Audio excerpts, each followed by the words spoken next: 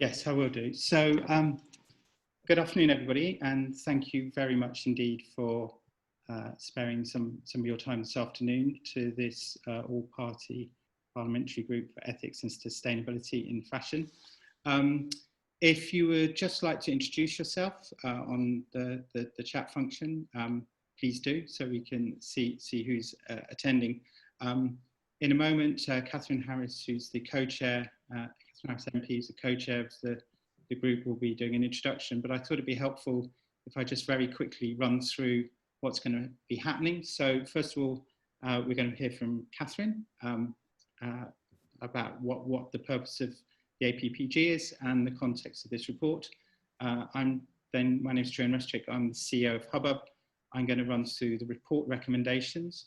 We're then going to hear views from sort of industries and influencers. So we're delighted that we have H&M, Burberry, Misguided and Raeburn, who will be talking from an industry perspective.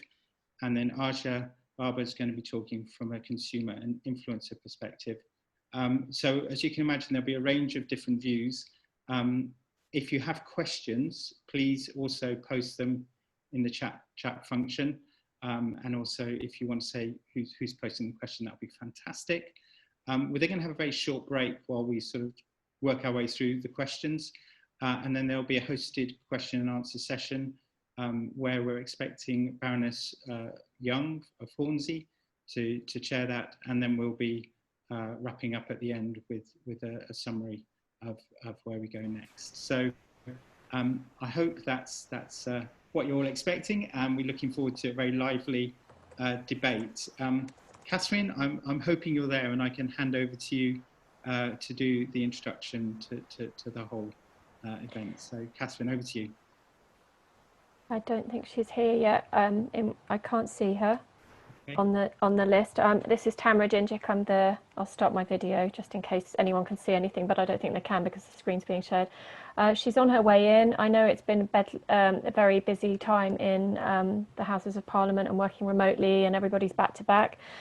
We are the Secretariat at Fashion Roundtable for the APPG for Ethics and Sustainability in Fashion, as well as the Textiles and Fashion APPG, so two fashion-related all-party parliamentary groups. This is an interesting time for the sector. Obviously, there's so much going on, and it's an important time for us, even though we're working remotely, and ordinarily this would be an event happening inside the Houses of Parliament. We hope that this allows for access and interaction for people who perhaps might not be able to get to Parliament ordinarily, and that makes these events more democratic is what we've been finding. The paper has been a piece of work which Hubbub have been working on for a number of months, and they ran it past us and other stakeholders to get some feedback. And I think it's a very interesting conversation. It's going to lead into some further work we're doing around social justice and climate change with the APPG. And if you're interested in that, Heather is here, who is our policy researcher, and she can get your details to send you about those. There's been a lot of press today, which has been fantastic. It supports more kind of education and awareness of the issues of the sector. And so that's something to be applauded. Any questions, please put them in the chat, and they can be picked up by Catherine and Lola later on in the conversation. I'm not sure if Catherine's here yet. Catherine, are you? You are? Fantastic. Over to you. How are you? Lovely to not see you, but know you're in the room. Thank you. Over to you. Thank you to Heather, Truan, and you, Tamara, and all the other contributors for getting this meeting off the ground. You're welcome. It's difficult to get these things started, but we're here now, and yes. I believe we have 70 participants, if my screen tells me correctly. Yes. Which is a really good turnout for an all-party group, and pretty much better than what we usually get in the Commons or the Lords whenever we hold our meetings. So that's exciting. I can even start my video, I think. I don't know if you can see me or not. Nice to see you. Good. I wanted just to highlight a couple of key points for me as a Member of Parliament. The first one is around the ethics side on employment, and this is not a new issue. We know from the Rana Plaza investigation and inquiry and the resulting actions which many companies took to improve supply lines that that ethical issue around fair pay is still very current, and that we need to keep refreshing ourselves and reminding ourselves of the importance of that. We also have the second related issue, which is about the increasing numbers of people working in manufacturing and in particular garment workers in the UK, and the recent issues in Leicester around some of our companies and how we could be doing better. That's obviously come to the fore just in the last couple of months since we've been doing this work. The third thing that is very much on our minds with COVID and lockdown in the background is reusing and better fabrics, and one of the recommendations of this excellent report is for the government to invest in research and development on higher quality fabrics which can be reused, so that we can step away from the culture of throwing things away. We know that the work that Mary Cray MP did in the Environmental Audit Committee in 2019 was to highlight best practice around recycling, and I'm very pleased that the work that Mary started, we can continue in this group. Sadly, the government didn't respond to all the recommendations in that report, and we know that recycling in general has flatlined since 2010 and the age of austerity, but it's crucial that local authorities not just collect waste, but that they're incentivised to recycle for the good of the planet, not just to put everything into either landfill or into incineration. So we have a range of issues there. The other one, of course, the big one, the Brexit. We know that compared to fishing, which is what we discuss quite a lot in the House of Commons, which is worth £1 billion, the fashion industry is worth 35 billion, and we are facing a tsunami of job losses in retail, and we are also facing a number of changes to our workforce, and we need to be listening to what workers say about job insecurity in fashion, and the importance as well of keeping our workforce around teaching fashion, best practice, design, and keeping going our wonderful tradition of London Fashion Week and all the other various festivals and events that we have on an annual basis in London and across the UK, so that we can continue to be one of the best places for fashion and not drop in the league tables. It would be very easy now for fashion to take a back seat because there's so much going on with COVID, with climate change and so on, but we have a real opportunity now to reinvent ourselves, do the right thing, but also keep the sustainability of fashion, retail and those jobs, keep that going as well. So with no further ado, I would like to introduce our next speaker, Andrew, and I believe that's you. You believe right, yes. Thank you very much for the introduction. So just a very quick backdrop to Hubbub. So we're an environmental charity. We've been going for 6 years, and our aim is to take environmental messages out to a mainstream audience, which we do around talking about things which we think people are passionate about. So for us, it's the homes they live in, the food they eat, their neighbourhoods, and their clothes they wear. And I think one thing we learned was you should never volunteer to do an APPG report just before a pandemic hits. So this has got a bit of a convoluted history, this report. It actually was commissioned by a previous APPG, and Hubbub carried out some public polling, and we interviewed 17 of the largest manufacturers and retailers about their views on sustainability. We had a beautifully prepared report ready to go in February. Then COVID struck, and within about a month, it was quite clear that it was having significant impacts on the industry. So we took a breath, we waited, we redid some public polling, and then we looked at all the research that we'd undertaken to see which bits were still relevant. So this report is basically the culmination of all of that work. And what we're doing is we're setting out where the consumer is, what we see in industry do, and then a series of recommendations about how we think things should change. So yeah, Ray, next slide would be great.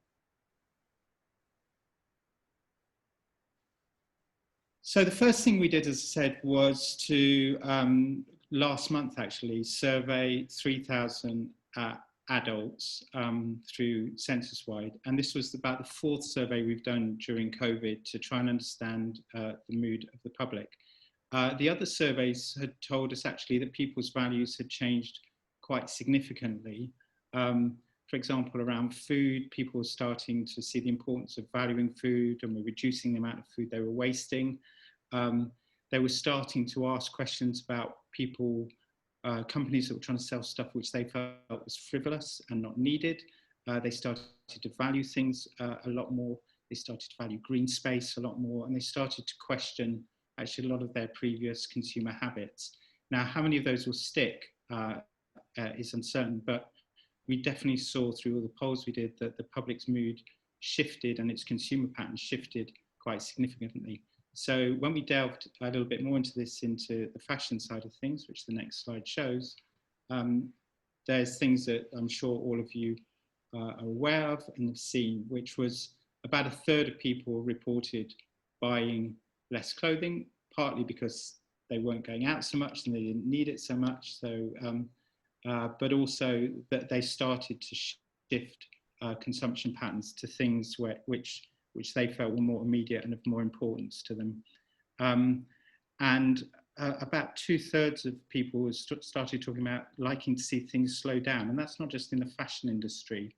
That was quite generally that people basically they talked about taking a breath and stepping back and reconnecting with nature and moving away from a very high consumption focus in their lives.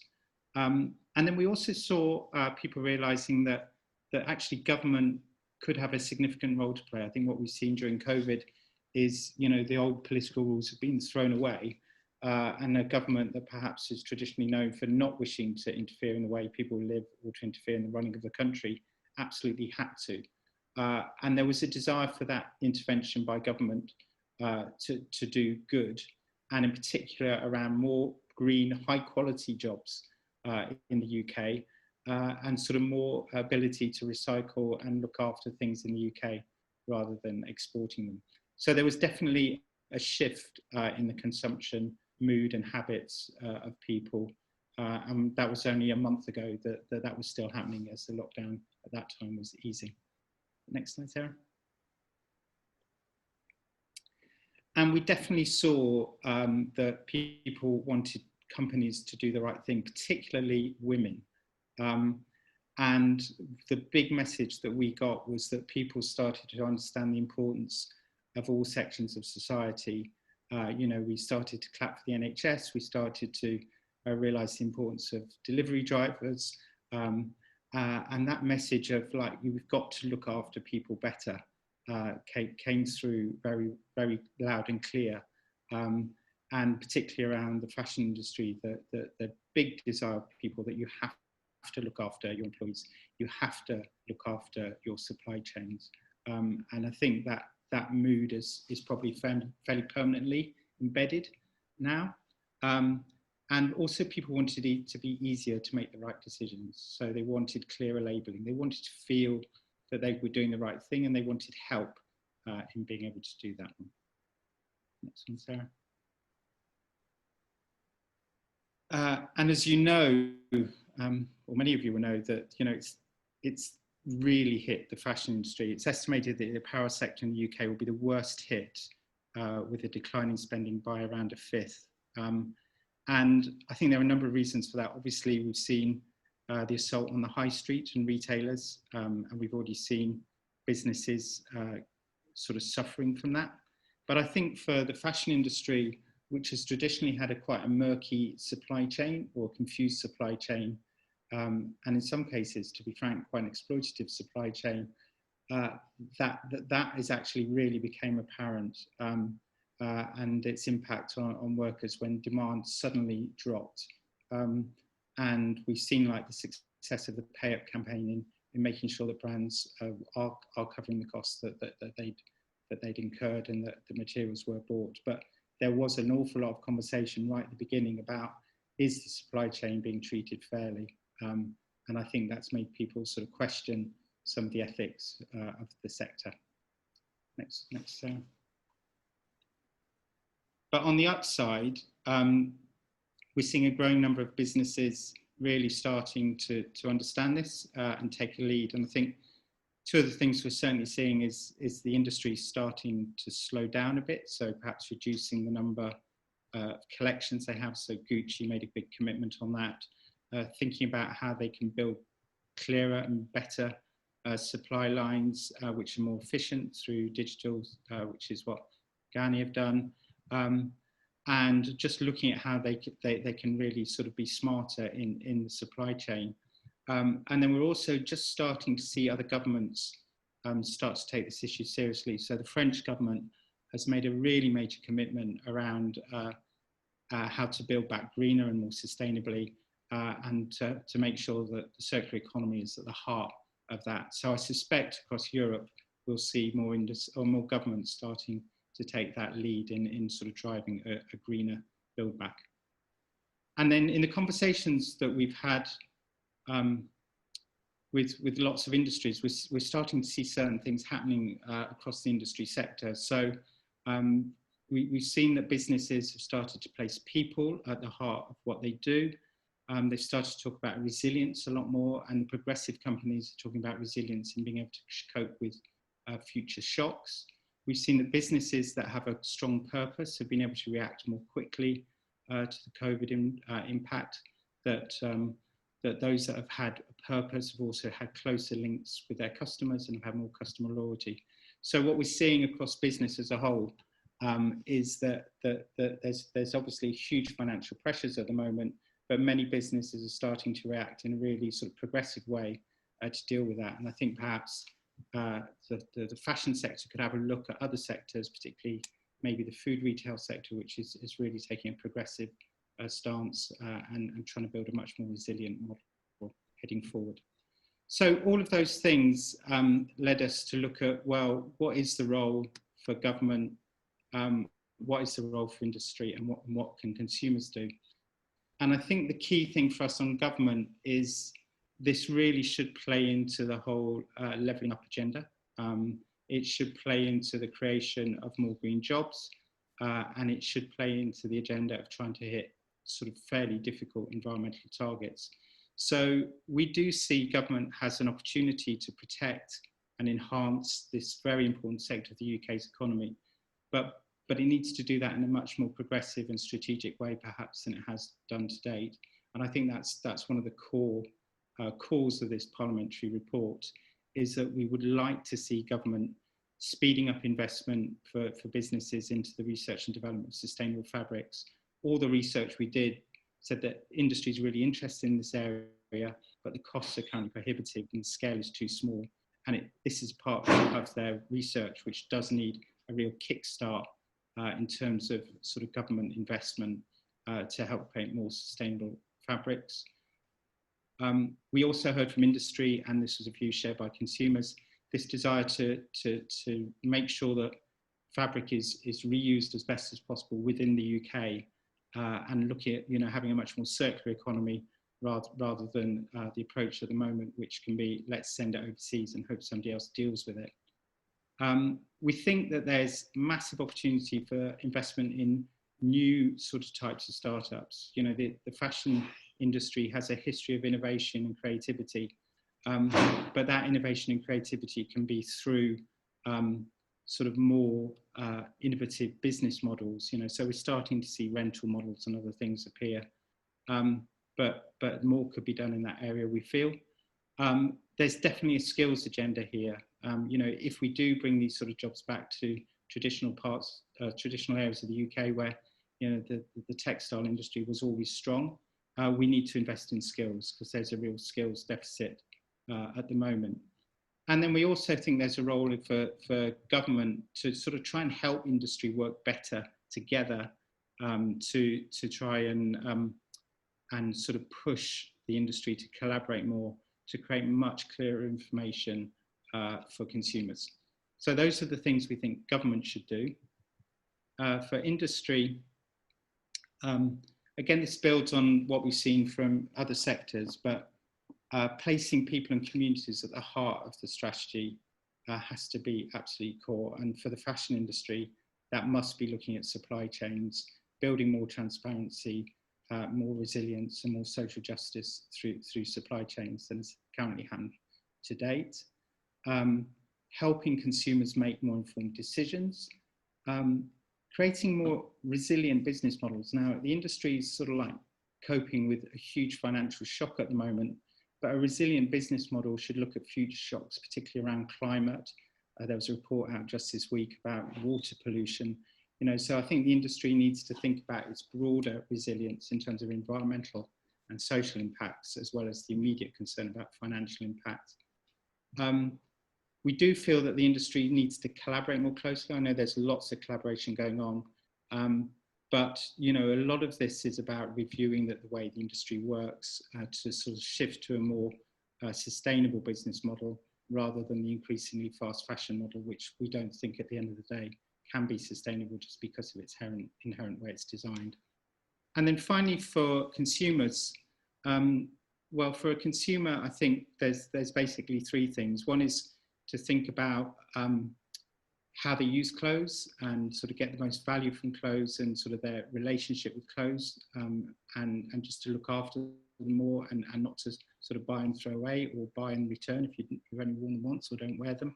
But there's also a role for consumers to sort of question what industry is doing and to keep putting the pressure on industry to continually improve.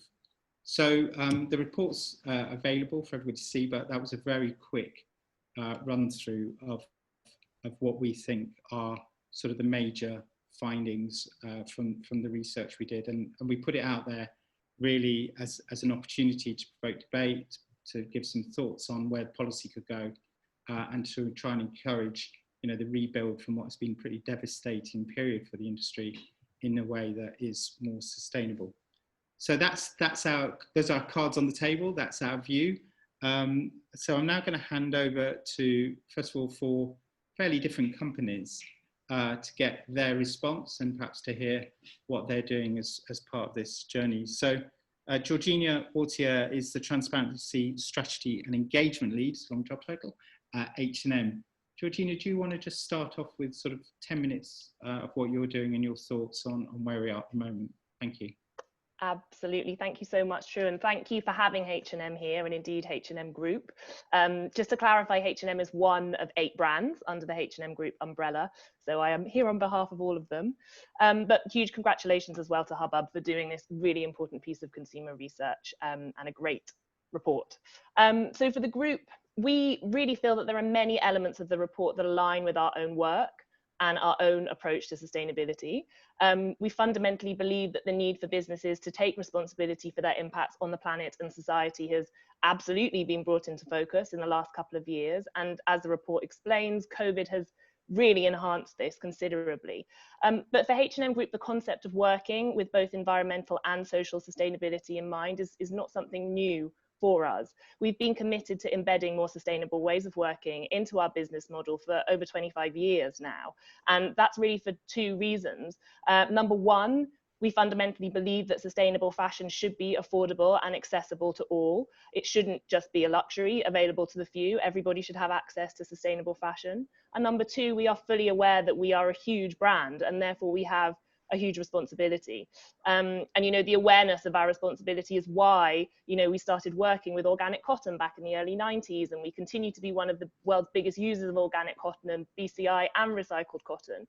It's why we launched our first collections made from more sustainable materials back in 2009. It's why we were the first brand of our size and scale to offer a garment recycling collection across all our stores back in 2013. Funnily enough, we called that scheme Let's Close the Loop in 2013 because we were referencing the importance of circularity, but 7 years ago not that many people were interested in talking about circularity. So it's quite interesting that now we have made that shift. It is fantastic that everyone is on the same page. We launched our circularity strategy in 2016 with goals of becoming climate positive by 2040, with goals of using 100% recycled or sustainably sourced materials by 2030. Right now, 57% of those materials match that criteria. And we should also add that when we claim that a material is recycled or sustainably sourced, that they are third-party verified by external material certifiers and LCA assessments. It's not just H&M or one of our brands saying this material is more sustainable. Anyway, I won't rabbit on because obviously there's a lot of examples that we can use to illustrate our long-standing commitment to sustainability. But I think what's important to draw upon for the purposes of this meeting is the fact that a sustainable fashion industry cannot be driven by one or even a few brands alone. That was the case 25 years ago when H&M Group started our sustainability journey, and it remains the case now. In order for us to really drive systemic change and make sustainable fashion available and accessible to everyone, there's a huge role for business, government and consumers to engage in collectively. And that's the beauty of this report, because that's exactly what Hubbub and the APPG, sorry, couldn't get my letters up there, have indicated. So digging directly into the report, for us, the main recommendations that really resonated with our own work are, oh, sorry, I'm just seeing the slides clicking through on the edge. I'm sorry, Ray, I didn't tell you when to click. Don't worry, any time is good. But for us, the main recommendations that we feel align with us are the importance of investment in new, more sustainable materials, the importance of transparency towards the consumer, and the importance of aligned sustainability assessment tools. So when we're talking about sustainable materials, we know that as an industry, we need to work with a lot better materials. We need to work with materials that are recycled and have the capacity to be recyclable. And that way we can really move towards a circular system whereby we're maximizing resources, minimizing waste and reducing our impact on the planet. But when it comes to these kind of new material innovations, it's scalability that's often the biggest challenge for the industry. So there are numerous amazing innovations explored in labs all around the world, but making the jump from a small scale lab context to large scale manufacturing is complicated and it doesn't always work. So H&M Group has been unique in this position because we've been able to test innovations at scale and support businesses to bring those ideas to fruition. A recent example is our work with a Swedish company called Renewcell. They've developed a new material called Circulose, which is made from 100% recycled cotton and viscose textile waste. We only launched that material with them in February, but we've been working with them since 2017 to find a solution to chemically recycle cotton. Similarly, we've been working with the Hong Kong Research Institute for Textiles and Apparel to look at alternative non-chemical technologies to recycle cotton, because as the report picks up on, recycling technology is absolutely key to driving the industry forward. So both in tandem, we need to be working with better materials and have recycling facilities in place to actually move our industry to a better place. Both of which, again, are highlighted by the report. So that's really brilliant from our perspective. The report also pays close attention to a huge increasing demand from the consumer for brands to disclose more information about their sustainability performance. And you know, we believe that this is absolutely vital at H&M Group. Consumer-facing transparency not only empowers the consumer to make more informed decisions, but it enables positive industry change because it creates accountability. It's as simple as that.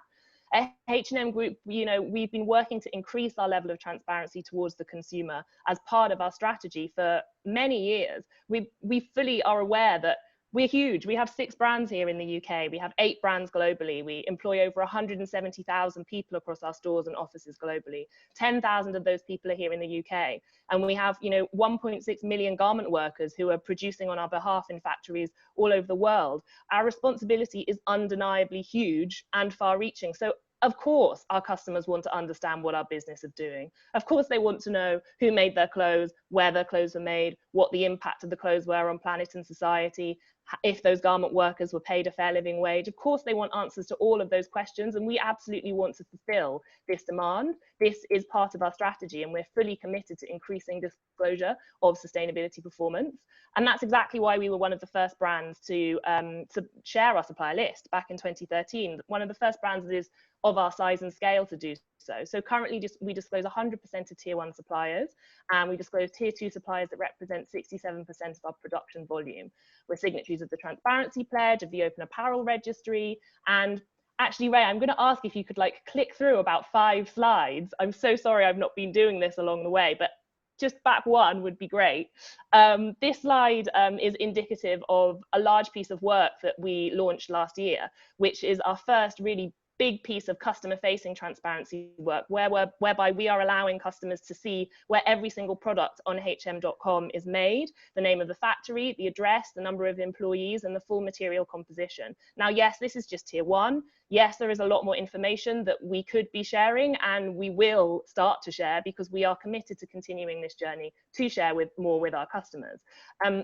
But I think it's also a really good opportunity for us to point out and make it super clear here that while transparency and communicating to the consumer in, an accurate, open, accountable way is super vital, just as today's report has indicated, that in itself does not constitute sustainability.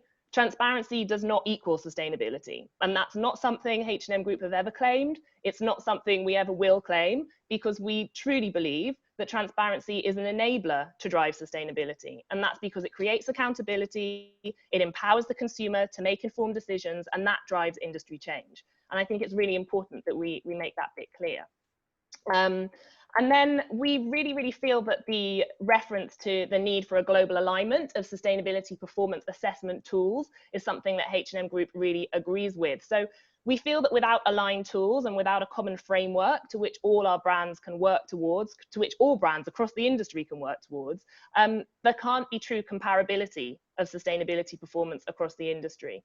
So without alignment, the industry will continue to perpetuate a series of mixed messages that confuses the consumer and prevents brands from actually being able to show that they are improving their sustainability performance and being able to communicate that in an accurate and trusted way. So that's why H&M Group, along with 250 other brands, continue to support the work of the Sustainable Apparel Coalition, who have developed a suite of tools that are called the HIG Index. The HIG Index uses an incredibly sophisticated methodology to assess the environmental and social sustainability performance of brands on a huge number of metrics. So the metrics don't only include the impact of materials, but they also look at the impact of a brand's own operations, as well as the impact of the facilities that make the products, both environmentally and socially. There's really nowhere to hide at all with this scoring system. It will reveal all the flaws. And the reason that that's important is because, we do want to share this information. We want to move the industry forward. And furthermore, the HIG Index is working in really close alignment with the work that's being done by the EU on product environmental footprint, which today's report does touch upon. So the PEF is due to become legislation across the EU in 2023, and the PEF will make it mandatory for all brands to communicate a certain environmental performance metric on all products to the consumer. So consumer demand for sustainability information is actually being followed up on by government legislation in the EU. And we really need to keep a close eye on that, and we need to make sure that we are working in collaboration, businesses, governments, and consumers alike. So really at H&M Group, we want to be part of driving this systemic change. We believe that systemic change is needed. We want to be part of an industry that supports the environment and society, an industry that people are proud to contribute to, and an industry that has resilience and longevity, again, just like the report suggested. And we do believe that sustainability is fundamentally the key to achieving all of those things. And in a post-COVID world, the need for more sustainable actions is evident. However, real systemic change can only ever be achieved through collaboration, and that is exactly what today's report indicates. So yes, that's the view from H&M. Thank you very much. Georgina, thank you very, very much for that. And it is clear that lots are happening. Just to give you a little heads up for you, have a little think before we get to the questions about some of the things coming through. So people are quite intrigued what actually happens to the clothing that's sent for recycling. There's quite a debate around how is it that low cost clothing can be sustainable, and I know that's something that you say can happen, but I'm sure it'd be quite interesting in the Q&A session to touch on that. I'll save those answers for then, Truan, don't worry. I'll just give you two or three more to have a little think about. So there's transparency around labelling. Is that truly a collaborative issue, or is it a competitive issue? So how can you build more collaboration? That might be one for all the panels. There's also a question about culture. What's the role of the fashion industry in sort of driving throwaway culture? Is what can the industry do to remove the pressure that we've certainly seen through our polling on young people to continually buy new clothes? And then one very specific one is, why isn't everything in your collection a conscious collection piece of clothing? Why is it just some of the portfolio? So Okay. I'll leave you a little bit of time to mull that. Thank you, Trewin. That's an I absolute appreciate pleasure. it. And now go to Jocelyn Wilkinson, who's the responsible program director at Burberry for, I'm sure, a slightly different perspective. So Jocelyn, over to you.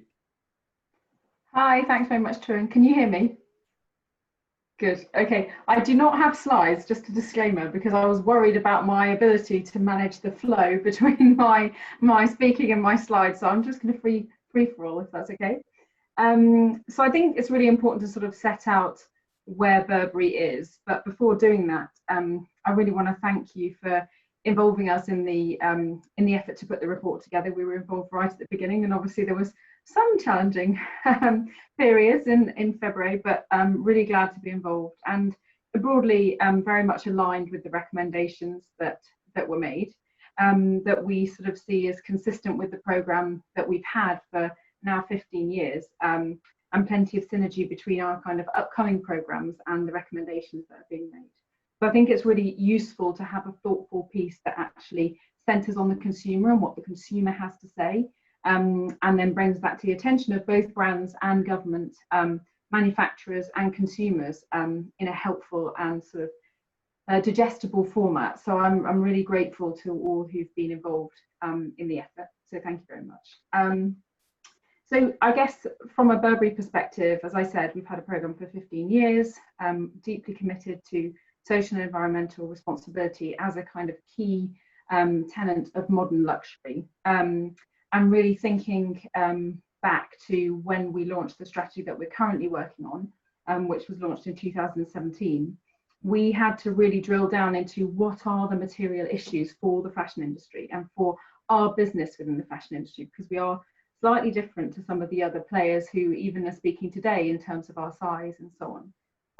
And so looking at material issues, looking at where we can really have an impact, where we're uniquely placed to have an impact. That being really important for us, and doing it with integrity is something that's critical. So we have a programme which kind of is structured across 3 areas, that being product, company and community. So in terms of our product, we look to have 100% of our product driving sustainable change within the industry by 2022.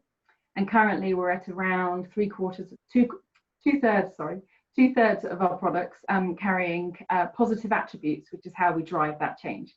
So positive attributes can be everything from sustainable cotton to leather from certified tanneries to products made in factories where living wages are paid, and a whole suite of social and environmental factors. Company is where we focus on ourselves, I suppose. So there are sort of 2 parts to that, and they are that we want to reduce and revalue our waste. So there are a massive number of efforts that we have at play in that area. We are challenging ourselves with new and existing partners that we've had for a very long time, around how we reuse, recycle, and most importantly, ensure that our clothes are of a quality that they can be loved for a long time. And also, you know, take a view on how we can innovate to repurpose products and so on. So there's a lot of efforts that go into revaluing and introducing that value back into product. And also becoming carbon neutral in our operations is critical, because we have to manage our own house if we want to be explaining to the supply chain how they can manage their own carbon efforts. And I think that you know, some of the work we've done on that, moving to renewables, we're now at 90% renewable across our operations globally, which looked impossible to start with. But to speak to one of the points made in the report, collaboration is critical to that.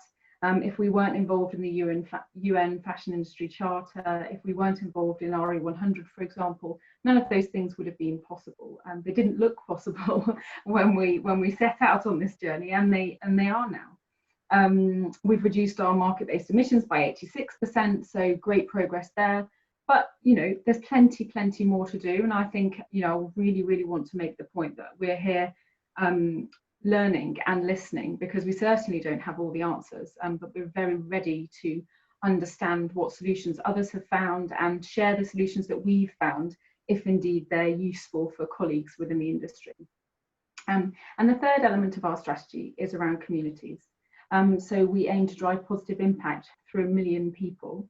And at the moment, we've influenced, since 2017, about 400,000 people. So I think that's really, really critical, because actually we see there's a real knit between the kind of philanthropic support that brands can offer, somewhat separately to their corporate entities, and the impacts that the fashion industry has. And actually, if you really look from a needs perspective, you can do some really positive things within the much wider industry that can support its longevity, and really focus on how we have stable supply chains, how we celebrate diversity, how we protect skills, because that's absolutely critical and comes through very much in your report, but also be practical about that. It doesn't have to be incredibly complicated. It can be quite simplistic in a sense, but it can make quite an impact. So I very much support sort of the way that the report articulates the different phases. And I think from a sort of brand's perspective, there are 5 areas that you're really encouraging. So sort of looking beyond the strategy sort of update that I've just given, if I think about those 5 areas, if I think about people and communities, you know, Burberry has 10,000 employees globally, so not quite as many as H&M. But we have a deep commitment to those people, and things like in April 2020, just as the world was changing, as we now all know, a new global parental leave policy was announced, which is totally aligned globally. So my colleagues in other geographies where parental leave standards are not the same as in the UK now have the same benefits as we do, and that really promotes a kind of an inclusive culture that very much supports the individual through their personal and professional life in some of the biggest changes they'll ever go through. So I think it's really important to sort of touch on some of those points that sit very centrally within a brand, in terms of how they treat their own people, and then how that has a knock-on effect, of course, within their supply chain. So there's some really positive things that we've been able to do on the people front, and I think as a UK company listed on the FTSE, there are lots of things that we report that perhaps some other peers wouldn't need to report. For example, the sort of gender pay reports that we do, where the findings actually have been ranked for the 2nd year running by an independent organisation, Hampton Alexander, where they're ranking us as one of the top FTSE performers in terms of gender diversity. That's really important, and it sends a really clear message. And I think speaks to some of the points that you made earlier, Turin. And then from a communities perspective, you know, I've made the point about the Burberry Foundation. It's a separate entity. It was founded in 2008, and since then it's been doing really, really positive things in communities that support our industry, not least in the UK. We've impacted around 200,000 young people in the UK, and these are young people from areas where social inclusion is perhaps not the norm, where social mobility is definitely not the norm, and where they can start to think about and dream about the creative industries in a way that they would never have been exposed to had they not come into contact with some philanthropic effort that sits from within the creative industries, whereby we have this amazing ability to really inspire and enthuse people, because we know how to do that. That's what we do. So I think, you know, in terms of the recommendations, there are certainly things that I can point to, you know, that we've achieved so far, but none of those things are the answer. They're the start of an answer, I suppose. And I very much encourage the kind of collaborative spirit with which you're urging us to sort of take up going forwards. And I think if I just point to just a few other examples of how we've sort of started on the journey of speaking to the 5 points, the other might be around the sort of business models piece. So we were really proud to announce last week that we were going to be the first luxury fashion company to launch a sustainability labelled bond. And then today we announced the news that that has been successful. We've confirmed that the bond will raise £300 million and mature in 5 years' time. And basically what that means is we've raised £300 million to spend on sustainability within the business. And that's really, really important, because what we've done is linking our sort of sustainability strategy to the funding requirements, and therefore enlisting the support of the investor. And I think that's really critical. That's sort of quite important news for the industry in terms of how you bring your financial and your sustainability efforts together in a really clear way that speaks to your commercial efforts. And so I'll sort of leave it there, because I think there are millions of examples that all of us brands on the line could probably point to. But I really look forward to hearing the debate that ensues and answering questions. Jocelyn, thank you for that. Yeah, it's certainly provoking a lot of questions. I think the two themes that seem to be coming through are lots, just again for the panel a bit later to think about, lots about volume, you know, how much volume of clothing is being produced to what's actually being worn, and what happens to the unsold stock, either, you know, that doesn't get sold from the shop, or you know, has not needed from the supplier. I think there's quite a debate around that, which would be interesting to talk about. You know, how can the industry move away from creating volume which is not needed, and then people saying, yeah, it's great to hear all these initiatives, but surely we should be at a tipping point to sort of more substantive change. So are we at a tipping point, or are we sort of continuing sort of along a gradual path of improvement? And I don't know the answer to that, but that might be worth discussing later. When we were putting the report together, we thought it was incredibly important that we heard from every side of the industry. So you know, not just the usual suspects involved in this debate, but the whole spectrum of industry, because if we are going to create a more sustainable fashion industry, we have to bring everybody with us. So we're delighted that Paul Smith from Misguided was willing to talk to the group.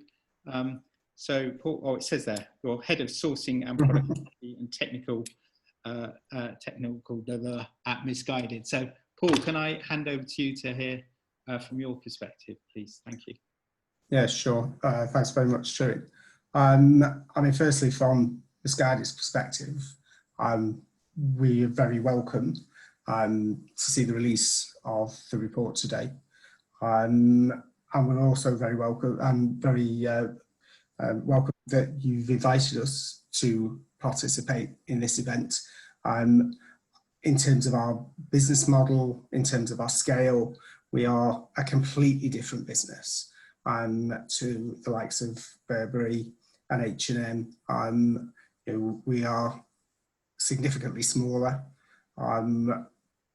We only employ 240 colleagues directly in our Manchester office, and we are really very young. We're 11 years old. That's all we are.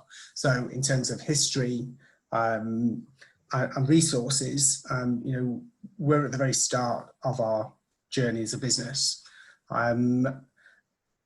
It's titled this presentation, How to Empower This Generation to Look and Feel Confident in a Way That's Sustainable for the Next, because our purpose very much as a brand as we see it is to empower all women,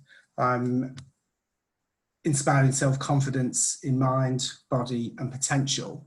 But obviously there's got to be a longevity to that, and it can't be empowering some people at the disadvantage of others. So who are Misguided? You know, we have a very specific image.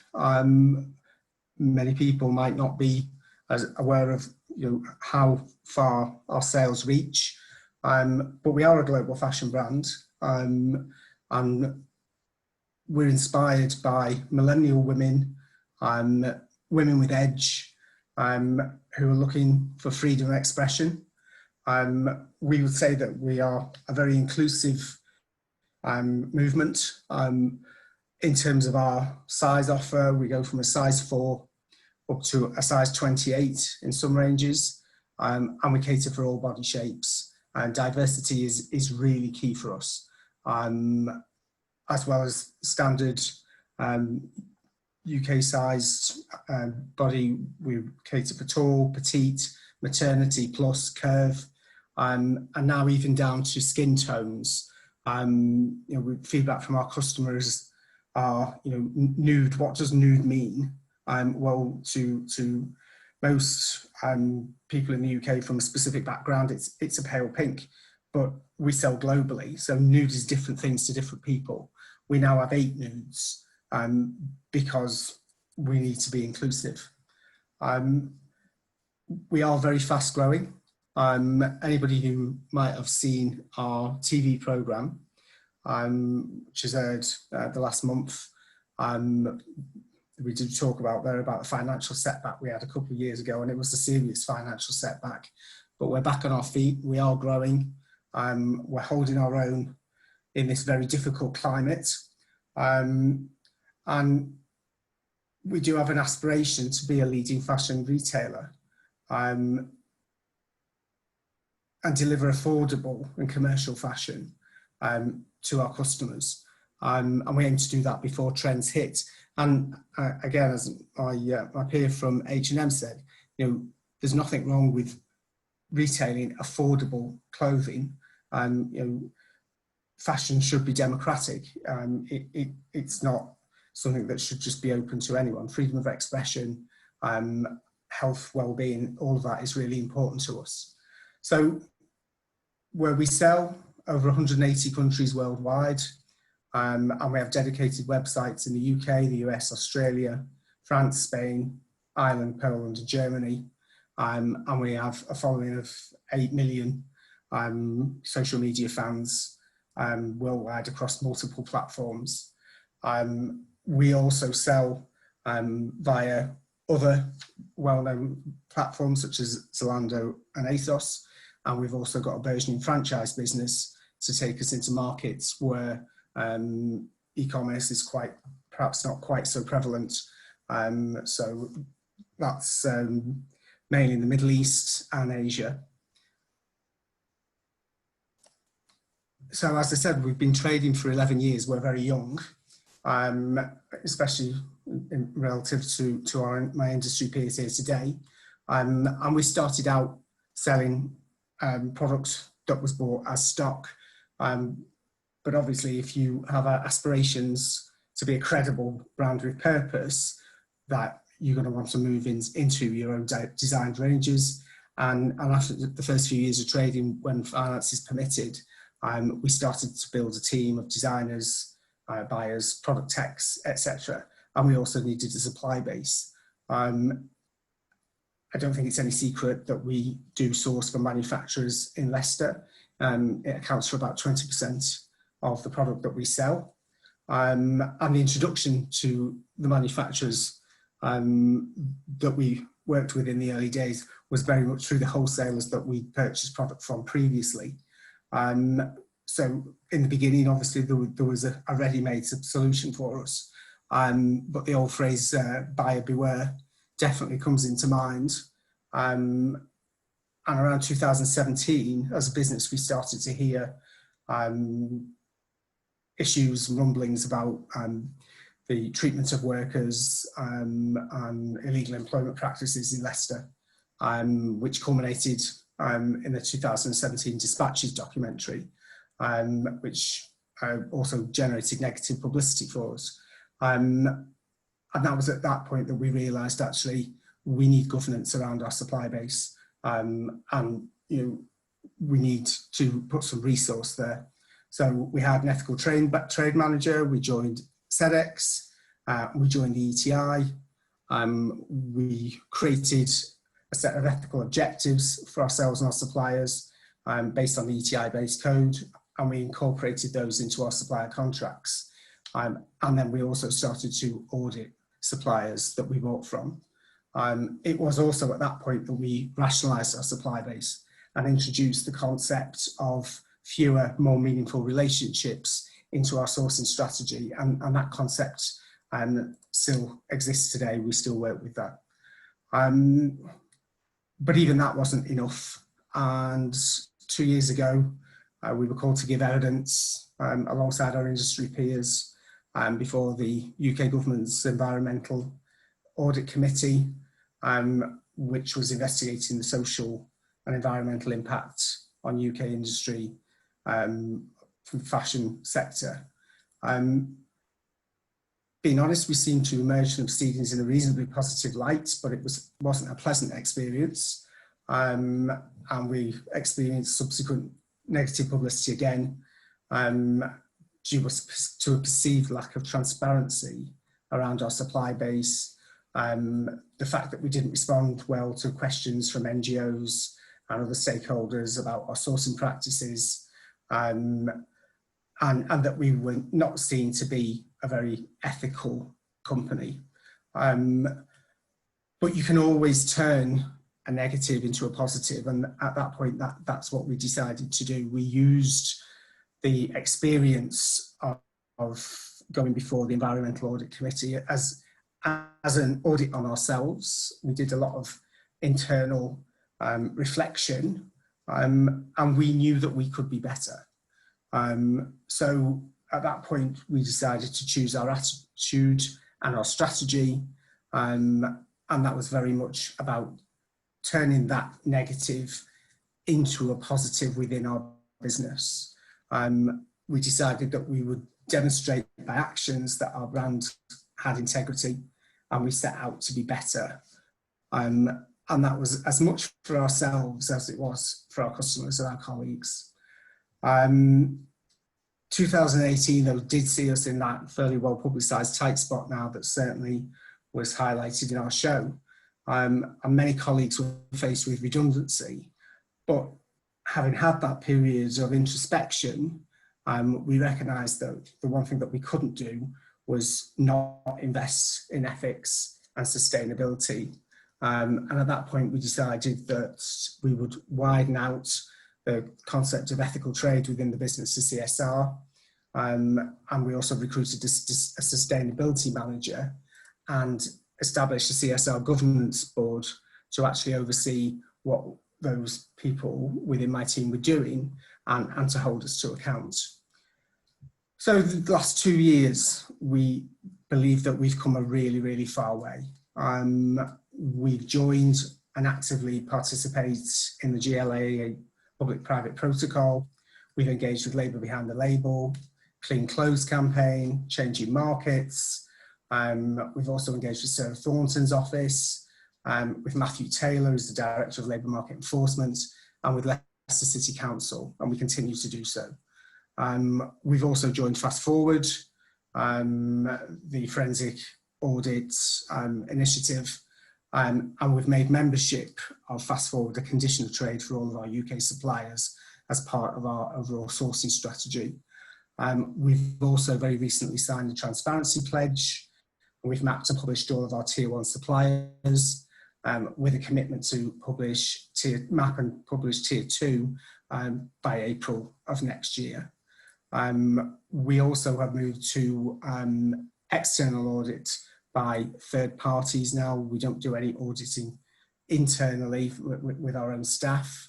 And we regularly run internal workshops with buyers on the art of negotiation, true product costings, and we encourage the use of open costings with our suppliers to ensure that they're actually being paid a fair price for the product and that their operations are sustainable in the long run. So moving on to sustainability, which is now very much our next focus.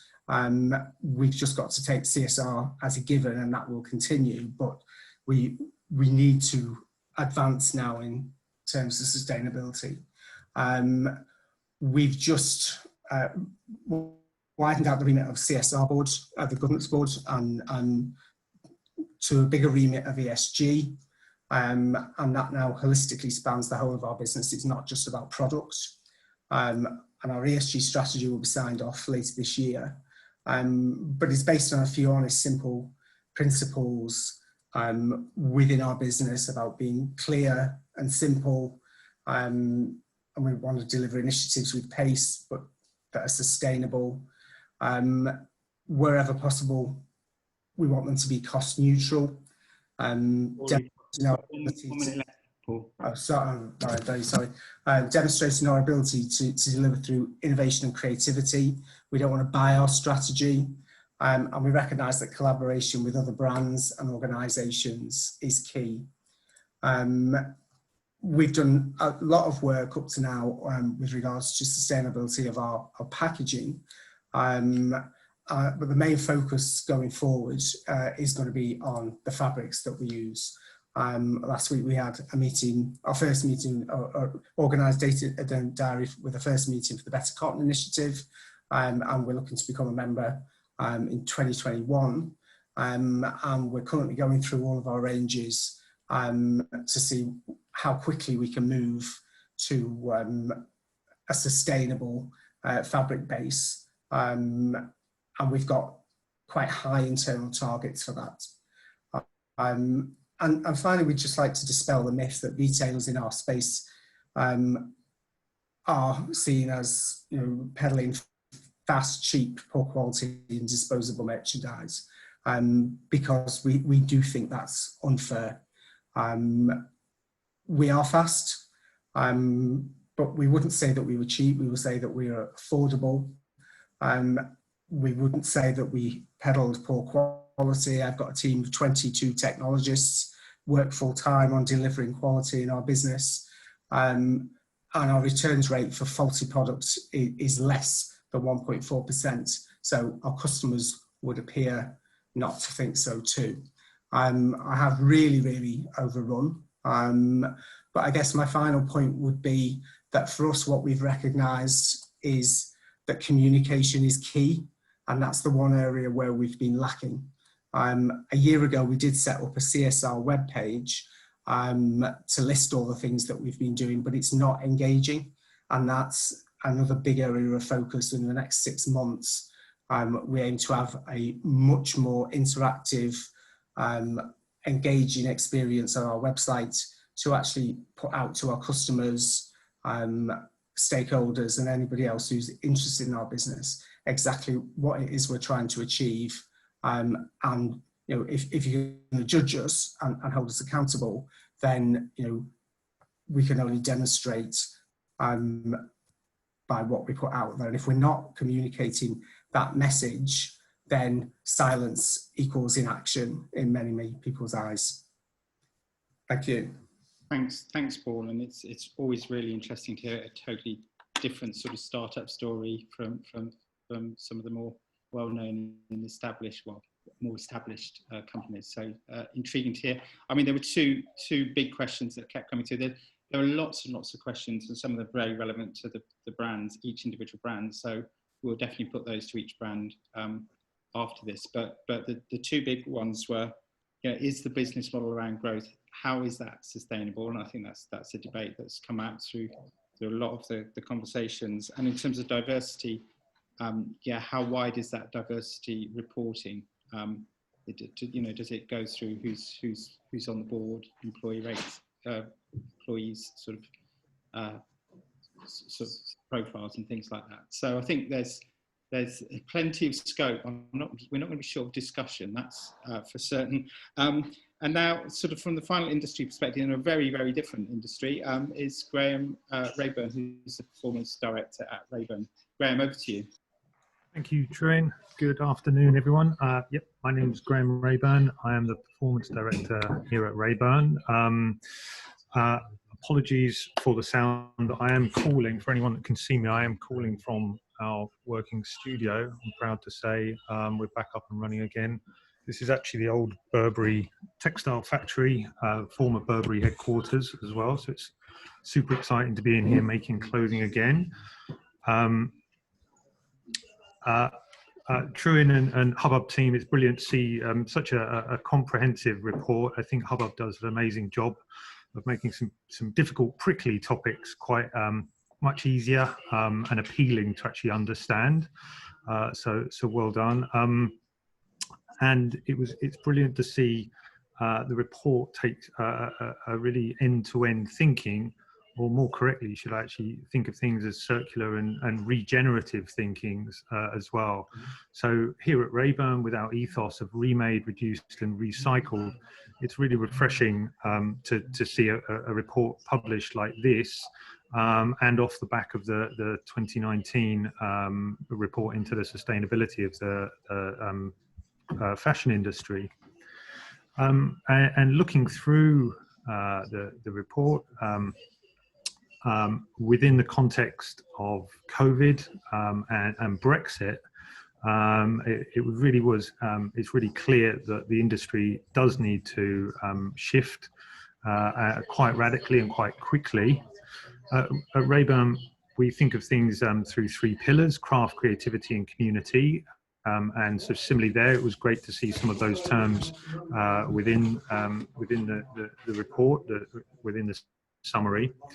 And that was certainly how we've been tackling, approaching things over the last 6 months, and the challenging situation I think everyone has found themselves in.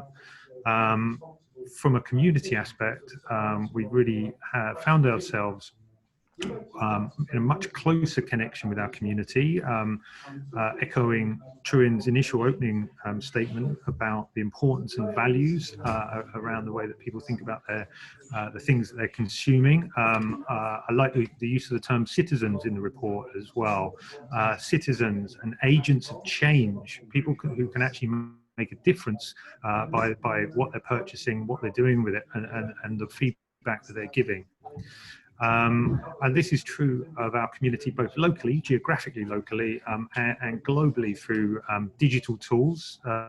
So we've really accelerated some digital initiatives here at Raeburn through things like online workshops, outreach initiatives, through to actually even celebration of local, through setting up a low impact fashion trail in Hackney, the Hackney Lift, where we're connecting independent fashion and textile businesses and creating a trail for people to come and visit. So back to this key word of collaboration there, it is absolutely essential that we are talking, speaking, sharing, inviting debate, inviting discussion, so actually our learnings will be building on this knowledge base. And that's certainly true around the innovation aspect between the business industry function, the academic research, and education. We really need to see a solid collaboration to enhance all of those fields. We can't have them happening in isolation, in silos. And that's certainly true around what we've been looking at here in terms of removing barriers and democratizing systems. I've had a particular focus on things like patent systems. It's been a big frustration of mine of actually some of the barriers and difficulties you can have with interacting. So we're developing a system which I'm working titled Paper to Production, which would mean that somebody can take from a very simple paper pattern and accelerate development of a product and plug it in and connect to an actual factory scale industrial pattern system. And as a very simple tryout of that, we've seen that with a Depop collaboration, which enabled people to actually download and create their own product from offcuts, from leftover things, and create a hat. And so trials of this were actually then able to locally produce, global localization as an example of that. It's been a brilliant acceleration of some of these concepts. And no clearer was the importance of digital seen in an edition of an online conversation we've been hosting called Raeburn Connects, where I spoke to two fantastic students. One had just graduated, Ashwini and Vitsa, doing phenomenal work, really at the forefront of digital innovation. And it really brought home the importance of this field, because mark my words, we've now got a generation of people studying largely online on digital tools that are going to come through and radically shift the way that we think of production, design, production, manufacture of clothing and textiles and accessories, who are going to be skilled in the same way we think of a pair of scissors and a sewing machine. These digitally native people of skills and in the field of digital craft is really going to accelerate things.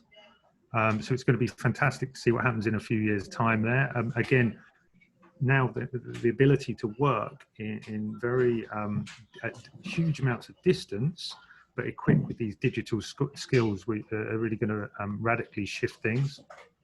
And finally, as a business, we've committed, we recognise we can't actually undertake huge amounts of work to monitor and track our responsibility. So we are opting to connect with industry groups and methods of accreditation to actually much better understand our impact, the areas that we can improve on, because we're doing all this good stuff. So actually, as a small business, we're actually looking now for much more accreditation, certification in these fields of responsibility and accountability. So we can behold things and we can track progress over years. I've heard previous people speaking about the groups that they're signed up for. So bringing it around then, so following the disappointment of the rejected recommendations of the 2018 research by the APPG group into the sustainability of the fashion industry, which was published in 2019, all of the recommendations, I think bar one was small, went forward for a discussion, were all rejected at government level. So it was a huge disappointment. We can't let this opportunity pass us by too. Now is the time for making some radical changes, for some really direct interventions in a very broken system. And I'd actually say we need to call to go much further as well, to all the brilliant work that we've done here, that you've done here, Truan and team.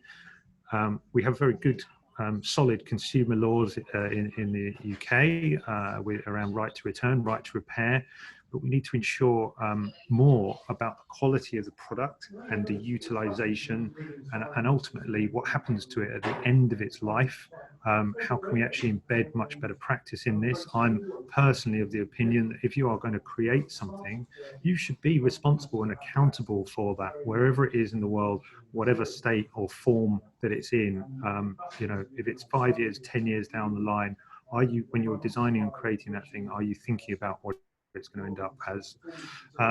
Highlighted in the report is investment in textile recycling infrastructure here in the UK, both from a consumer awareness, what do you do with something at the end of its life, but also back to the design and production aspect. If we had a much more viable recycling, reprocessing ability in the UK, that would also then inform how products are designed and made. I think a plastics tax or a carbon tax on virgin synthetics would mean that it would incentivize better practice. We do recognize that recycling is not the answer, but it will certainly nudge towards better practice. And back to Truan's its opening piece on values. We know that consumers are willing, but we need policy change to incentivize this good practice and phase out the old irresponsible practices. We need these systems to value people and planet over profit. And I'm just going to wrap up with a final point as well, that I think we need to stop using the word sustainability, and certainly in such a binary way. There is no such thing. We need to be in a constant state of ever improving, and really thinking about actually what the new wave is, because currently we have a catch-all for something being good or something bad, but that's simply not the case. So thank you very much for your time and attention, and I will hand over. Thank you, Graham, and it's intriguing to hear sort of that innovative, smaller, fleet-footed story, and I guess the question is, what can government do that can speed innovation and sort of drive many of those things that you've been talking about? So we've heard from 4 very diverse industries. We've now got Aja Barber, who is a writer and sustainability expert, really to give the view of sort of the enlightened consumer and the influencer. This is an area that Aja is sort of got a huge amount of respect for everything that she's done. And Aja, we'd be really intrigued to see what your thoughts are, given what you've heard and your reflections on what was in the report. So over to you, Aja. So I didn't prepare slides because honestly, I I feel like I'm better just speaking about this stuff. However, there were some questions that were sent my way, and I'm going to try and make it quick because I know that we're already over time. But I think these questions really dive into some of the answers and responses that we've heard today from the fellow panelists. So the first thing I was asked was, how has COVID affected consumer habits? And I need to say, for the vast majority of brands, if consumer trust of big brands was low before the pandemic, it's in the can right now. There were two turning points I noticed during the pandemic, and my audience noticed this too, and it created a stir on social media. So when whispers of a lockdown began to stir in the UK, consumers began to notice that many high street retailers continue to stay open despite fashion being a non-essential item. I mean, nobody really needed it like a summer maxi dress when we're going into lockdown. This action not only seemed incredibly selfish, but it put retail workers at risk and possibly aided in the spread of the illness. Consumers would see this behavior repeated when countless reports arrived in the media and press of warehouse workers being put in unsafe work conditions in order to fill online orders for brands. And then people began to, of course, grow even more suspicious of big brands skipping out on paying garment workers in Bangladesh and elsewhere, from which that action came the viral #PayUp campaign, insisting that big brands pay for their orders from some of the most vulnerable members of their supply chain. And as was stated in the comments, some brands still haven't paid for their orders, which honestly, I think that's ridiculous. These are billion-dollar industries, billion-dollar companies that turn over large amounts of profits for very wealthy people every year. If you cannot pay the people that make your clothing, you don't deserve to have a business. Where am I? It's really unfair as well that the individual feels more compelled to do something to help others than people who own these billion-dollar industries. So last night I received a message from an artisan who was asking for support because they've been left high and dry by retailers, and they're trying to sort of sell things online through Etsy, etc. But once again, that responsibility is putting on me, a consumer who frankly has never shared in the profits that some of these big businesses have made. The fashion industry claims to care and have heart, but all of these actions feel frankly heartless. Fashion will never be democratic as long as it continues to come at the expense of humans and the earth. And I've also written countless posts about the amount of billionaires that exist within the fashion industry. How are we to trust an industry that makes billions for those at the top while keeping others in poverty and exposing some to deadly illness? The second question I was asked is, how can individuals use their purchasing power in social media to drive a more sustainable fashion sector? And I would say that individuals like myself are already doing as much as we can by turning away from fast fashion and sharing why we're doing so on our platforms. I choose to buy from slow fashion brands and purchase secondhand whenever I can. Now I realize that this isn't always accessible to every person at every price level. And I think that we as a society have to work harder to make sure that these options are actually accessible to everyone. The third question I was asked is, how can we create a more informed and engaged consumer? Now this question, it really kind of gets me, because I think to answer this question, I have to ask, is it fair to put the pressure on the consumer to make the right choice when we should be providing better choices in general and educating about these matters? I, like many others, was disappointed to see the Fixing Fashion report pretty much soundly rejected in 2019. The suggestions on that report presented some guidelines which would help in aiding consumers in making better decisions, and in regards to consumption and picking the best brand that works for you. But I also think it's more effective to ask brands, why are you greenwashing? Why do you think it's appropriate to sell a £5 dress when everyone knows fair wages cannot provide for a garment, when everyone knows that that can't be made with fair wages that provide for a garment worker? It's exciting to see more consumers educate themselves about these topics, and that's happening very rapidly on social media. However, you can have the most informed consumer on earth, but if the brands continue to overproduce and waste the earth's resources on clothing that sometimes goes straight to the landfill, then informed or not, the consumer has zero control over that. Overproduction and volume remains a root part of the problem that few brands are interested in honestly discussing. You can make the most sustainable pieces on earth, but if a large portion of what you do is create waste and then push consumers to buy more than they actually wear, what you're ultimately doing is greenwashing for the sake of bigger profits. And I want to reference a few key quotes from EcoAge's Questioning Fashion's Growth Imperative by Rachel Arthur. The first quote comes from Tim Jackson, who is an economist and professor at the University of Surrey. Tim Jackson wrote the book Prosperity Without Growth. The industry's self-justification for mass consumerism is completely indefensible in the light of the way the supply chain divides revenues between those who take profits and those who do the work. And another quote from the piece, which came from the Union of Concerned Researchers in Fashion in regards to sustainability initiatives launched by brands who are not rethinking their business model. This type of have-it-all environmentalism achieved through market forces and satisfying growing consumer yearnings is wholly incompatible with the reality of biophysical planetary limits.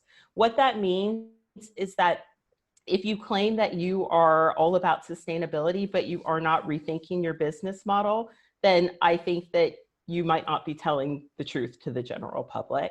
Any big brands that are really, truly excited about sustainability right now should really ask themselves if they simply tried making less stuff. It is the trillion-dollar question here, and it is not a question that's going away. We desperately also need regulation to help consumer awareness and to help consumers to make the right decisions, which helps them to sleep at night. If everyone's starting from a baseline of paying living wages and making sustainability an absolute priority in their business model, that's a lot more choice for everyone of who to buy from. Third question I was asked is, what trends are we seeing and what will be the implications of these trends in the future? I'll be honest, the minute I jumped off the trend train, I felt infinitely better about my wardrobe and my life.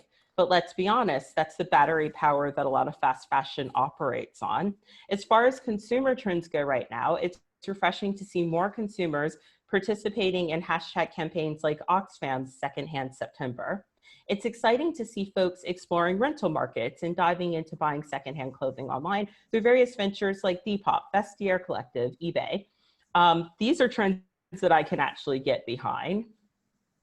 So the last question I'm asked is, what brands are getting it right now? And to that, I would say not a lot of points to be awarded. To the small brands though, and when I say small brands, I mean independent brands who are really sort of keeping this conversation going in a legitimate way, I want to say good on you for surviving all of this. I am rooting for small business always and above all, because many of the big brands have forever lost my trust, especially in light of watching Rana Plaza and the Dhaka fire seemingly happen with regularity. Many small brands are not only producing all sustainable garments for their collections, but they're doing so while paying a livable wage and being size inclusive. Well done to brands like Asket for your traceability. Good job to Birdsong for producing sustainable garments which are size inclusive while working with social enterprises in London and providing jobs and living wages to some of the most marginalized Londoners. And it's exciting to see luxury brands like Vivienne Westwood actively choosing to scale back production. In conclusion, the race to the bottom in the fashion supply chain must stop now. There is nothing democratic about a 20-pound dress if the garment worker who made it did not get paid a fair wage. And I think we all know that that's unfair. If you don't, you should try and make some dresses yourself. Consumers are looking at you to change this practice of harm, and unfortunately, the 5-year plans in regards to sustainability do not work for me. Climate change is happening right now around us. It might not be on our shores yet, but it is happening far away, and one day it will be here for you too. If your business model is largely aging and aiding in it on a grand scale, it is time to rethink your entire business model. I understand that when it comes to small business versus big business, there's an analogy about it being easier to turn a speedboat rather than an ocean liner. But with revenues of 400 billion above, I think you can manage. Thank you so much, esteemed colleagues, members of the media and members of Parliament. Pleasure, thank you very much. We asked you 4 questions. We knew we'd get some provocative responses, and I don't think we've been disappointed at all on that. So thank you. And thank you to everybody for, I'm sure many of you are completely zoomed out since lockdown has hit, but there's a considerable number of you who have stuck with it. What we're going to do is we're just going to have a very short comfort break for everybody. So we'll give you 4 or 5 minutes. And we have got a stack load of questions for the panelists, which we've been sort of collating together. So we want to make sure that we have enough time to pile through those questions. So panelists, if you're ready, we'll keep it fair and equitable in who we ask what. But if you can get ready for some sort of fairly short and pithy answers. And then we have also got a lot more specific questions, which we'll pass to you, and we'll leave you to respond to those more directly if you have the time. So thank you for this stage. Yeah, go and have a very quick comfort break, 4 or 5 minutes, and then we'll be back for the Q&A session. Thank you very much. Hello.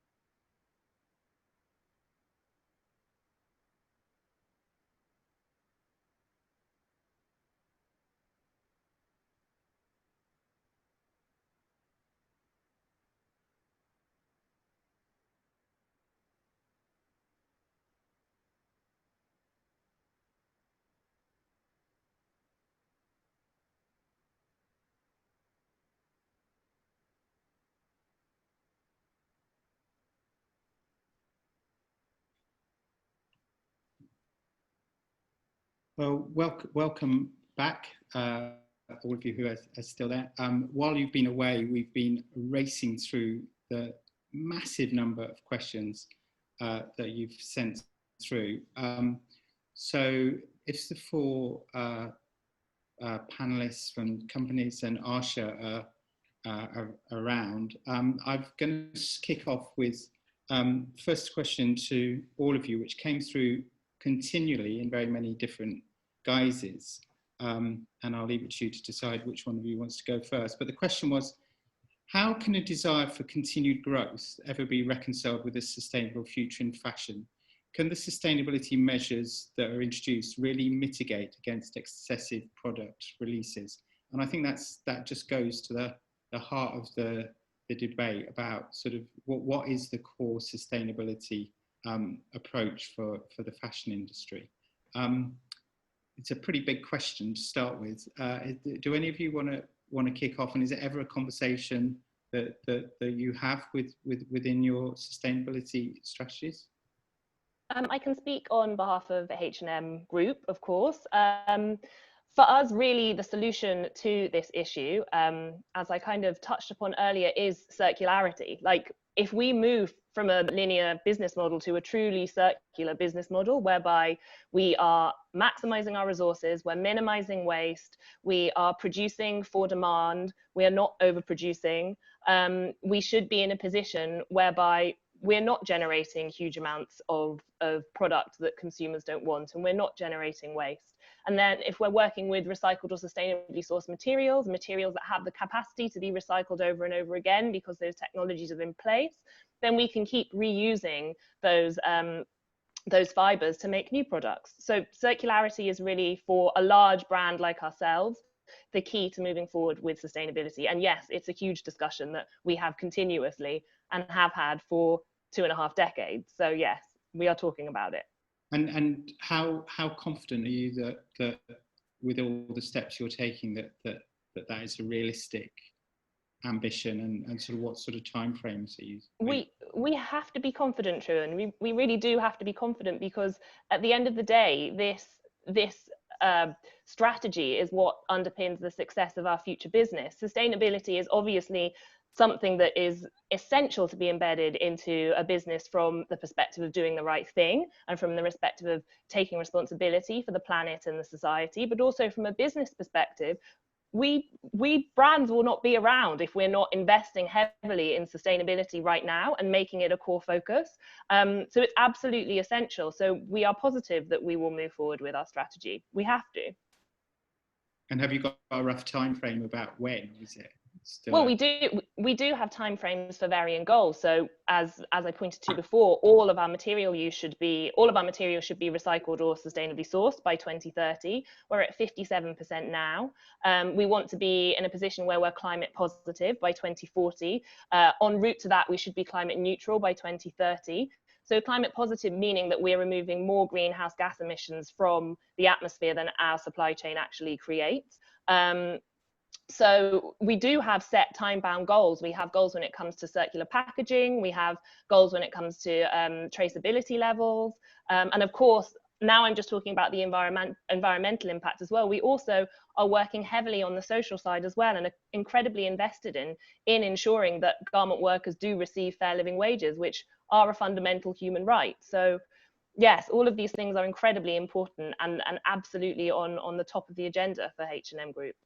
Great, thanks. And Paul, I mean, I think we heard your startup story and your growth story, and you know, obviously the shock of having presented to the MPs drove further sort of moves towards sustainability, but very much a growth agenda in terms, and it sounded like a growth agenda around sort of like we're going to produce more and create more volume. Is that your model for, and how does that chime with the sustainability targets? No, I wouldn't say it is our model. Our growth is about reaching out to more consumers, not necessarily selling volumes of product. And that links back to one of the questions which came through while I was speaking, was we say that we have 1,000 new lines a month on our website. How can that be sustainable? We have an average line buy of 350 units. So compare that to high street retailers and other internet retailers with the volumes that they're purchasing and selling. Yes, it sounds a lot, 1,000 new lines, but when you're only buying 350 units of them and we sell in 180 countries, that's hardly massive volume. Of course, we would like to sell more product to our customers, but you know, we are a retailer which spans vast geographies, but not everybody is a Misguided customer. We aim to appeal to all ages and all attitudes, but you come to Misguided for the look of Misguided, and that's not everybody's look. And we know from the number of times a customer shops with us each year, we know exactly how many units she buys from us and how many times she shops with us. And I'm sure you would be surprised at how actually infrequent it is. So our sales are spread far and wide, but they're not necessarily deep. Okay, great. And where's Burberry out on this whole question about continued growth against sustainability? I think it's really important that we make. Oh, can you hear me? Yeah. Okay. I think it's really important to sort of set out some facts here from our perspective, and that's that we need to make, you know, tight collections. We need to focus those collections. We need to be strong on inventory management. We need to be publicly committed, as you all know that we are, to not making any destructions, which is obviously a question that's come up on the feed, have been since 2018 and are still the only large luxury brand to have made that commitment. We need to manage, as I said, inventory very, very clearly. We need to design clothes to last. So actually, it's a little known fact that a big part of our efforts go into repairs. So we have around 15,000 repair queries a year, and we look after people's products. We will reproof them if they're trench coats. We will fix them up if they're leather handbags, etc. And I think that's a key part of our business. When we're making products to last, we have to help those customers love those products for longer, and that's a big part of what we do. And then I think sort of looking towards the sort of circular side of things, you might have seen that we had a trial with the Real whereby we looked at consignment, consumer consignment, and how that might work and what their responses to that might be. And we've spent a lot of time looking at reuse, revalue, repair, recycling, and also donation as ways to make sure that as a brand we're taking all the steps we possibly can. And then I think there's a much sort of further forward looking piece around looking at what is the future of the fashion industry and modelling out those carbon, water, biodiversity and social impacts, and thinking about how that reflects back onto the business and the business model that we have today, and checking that, you know, there's more that where can we learn, where can we grow, and where can we evolve the current strategy, because I think as Aja mentioned, you know, these 5-year plans don't necessarily work for the future of the industry. We need to look much longer term. So actually our thinking's out to 2040, and I think that's really important for brands and manufacturers to consider, that taking a bit of a longer perspective can help tremendously. Great, thank you. I think Lola, Baroness Young is on the call now. Lola, you've had a bit of and you missed sorry. So I don't know whether you can you take it on or whether... Can you hear me? Yeah, we can hear you well. Can you hear? Oh, okay, sorry. This is really crazy, and my profound apologies for having been so remiss as to do something stupid in my diary. So, and then I've had real problems getting through, so I can't see anybody, and I can't really, I'm going to try and join in based on the agenda. Will that work for you, Truan? Yeah, I mean, you can either, I mean, we've pulled together a load of questions, so I can either just quickly work through those and then you have a comment. I know you need to leave before 4, but perhaps have a comment towards the end on what you've heard. Would that be easier for you? Yeah, I think that would be easier, because I'm not got any of the Zoom functions. It's as if I'm just on a telephone call to you, so apologies for that. If that's all right with you, I've got 3 or 4 more questions. Aja, I keep seeing comments in the chat, so I'm definitely going to give you space to reflect on what you're hearing.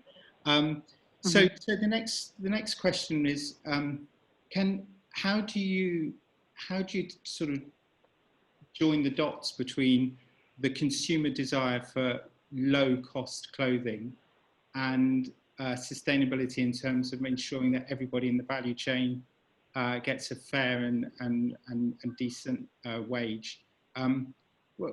Where is that line?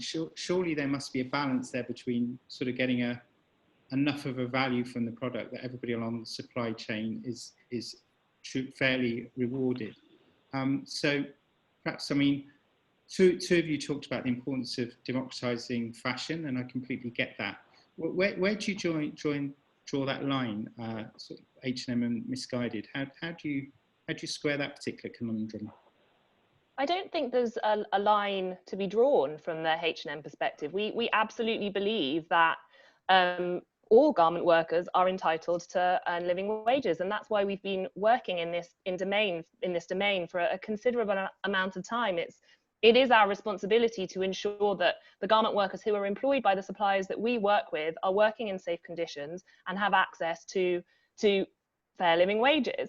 And that's why we follow the guidance and the recommendations from the International Labour Organization. It's why we work so heavily with trade unions and the Global Trade Union Industrial, and our fantastic partnership that we have with Action Transformation. Ooh, got that wrong. Action Collaboration Transformation, who work to they work in public advocacy to try and set legal frameworks that really enable and facilitate collective bargaining. So for us, because we are producing at scale, the final price tag that an item ends up at should not have a reflection on the salary that a garment worker receives.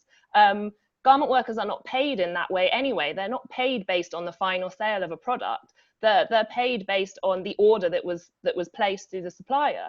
So there isn't actually a direct link between the final price of a garment when you're producing at scale and how much that supplier is paid. And obviously those, well, not the supplier, sorry, the garment worker, obviously wages are set by the supplier as well. They're set by our business partners. So our work in this remit is to really work and develop better relationships and strengthen those relationships with our business partners to make sure that garment workers are being given fair living wages. And you know, like this is not kind of a negotiable issue for us. This is something that we are really heavily invested in, and it's, you know, why we made sure that we continue to follow through with all the orders that were placed during COVID as well. Like we wanted to ensure that our business partners were in a secure position, as were the garment workers that they are employed by. And at the moment, we can say that, you know, there are 900,000 supply chain workers who are associated with H&M Group who are benefiting from improved wage management systems as a result of the work that we've been doing. There's 1.1 million supply chain workers who have been reached by industrial relations and workplace dialogue programs that we have been initiating. And yes, there's still a huge, tremendous amount more to do. This of course there is, but we're committed to that, and we will continue to follow through with our work to ensure that we see continued progress here. Yeah, I mean, from a sort of relative outsider, it's one of those debates that, you know, the industry sort of says we're doing all these things, and sort of many consumers and pressure groups are seeing something else. So clearly there's not something sort of fully sort of working through that in terms we of... do show wage progress as well on our website. So you can click on the different areas of garment production and see the wage progress in those supplier factories and the comparison to the average wage in those countries within the supplier within the fashion supply industry. Yeah, and for Misguided, this is obviously clearly a very live debate for you. How do you respond to that question? I think in principle, many of the points that my colleague has just made from an H&M perspective apply to us. You quite clearly say that we aim to empower all women. So I said before, that can't be at the expense of the people who make our clothes. If we're empowering all women, we're empowering all women, whether that's empowering women because they feel great in the products that we sell, or empowering women because they're making a living wage from our supply chain. but again, we are on a very, very different scale. We've taken a number of steps to ensure that people within our supply chain are being paid fairly. Prices that we pay to the manufacturers. And so we've a great deal of education within our business with our buyers on how not to negotiate, and because there's a way clearly not to do it, which is using a stick to beat people with, by using open costings so that we can see the cost and buyers understand what goes into the actual makeup of a garment, how much we can afford to pay. And just to reiterate the point that the price that we decide to sell a product at, and we have flexible pricing, doesn't necessarily reflect its manufacturing cost either. Of course, not everything that we sell is a loss leader, but we do sell loss leaders. We were heavily criticised a couple of years ago for putting out a bikini at £1, and the comment was made, how can you possibly make a bikini for £1?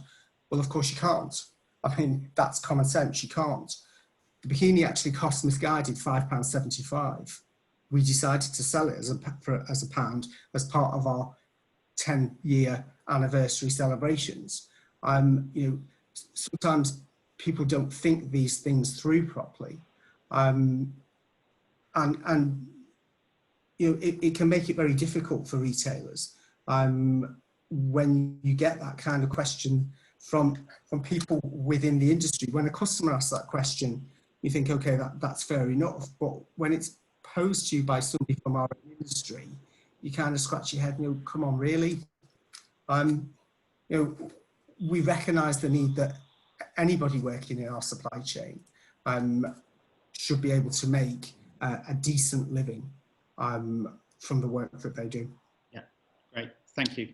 I think we'll leave that one there because we could go round and round in circles, but I think it was a very important one to raise as they come up along your questions. So I think we've got time for sort of two quick final questions, and I sort of want to move the conversation on to like thinking into the future a bit more.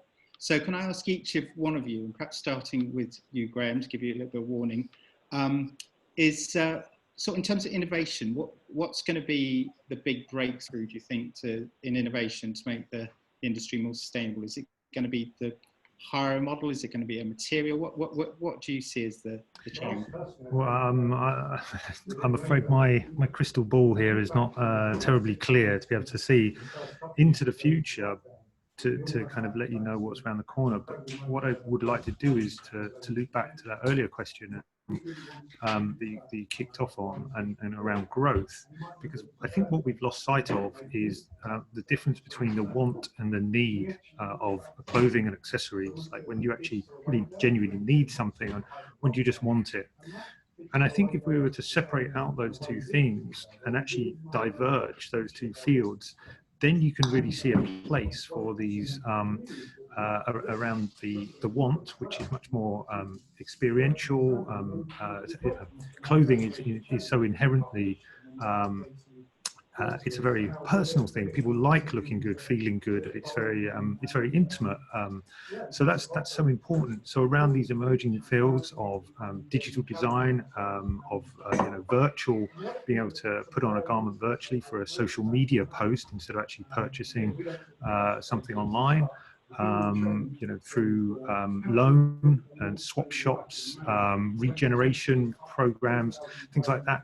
I think around this area, then it becomes much more interesting if we actually take a bit more of a pragmatic approach towards the want aspect of fashion and textiles, because the fact is that we are working in an industry around which obsolescence is often the purpose. It is a celebrated purpose around those things to try and make something and make it go out of fashion as soon as possible.